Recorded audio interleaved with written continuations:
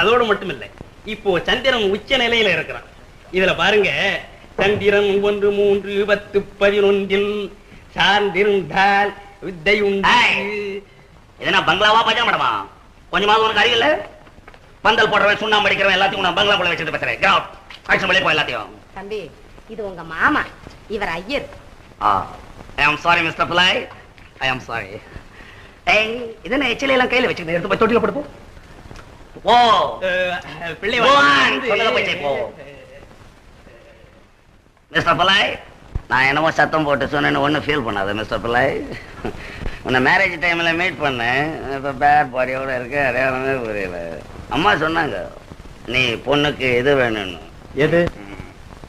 அப்பன். அப்பன் இது என்ன மேன் அசிங்கமா கோடு கீடு இழுத்துக்கிட்டு இருக்க? என்ன கோடு இது?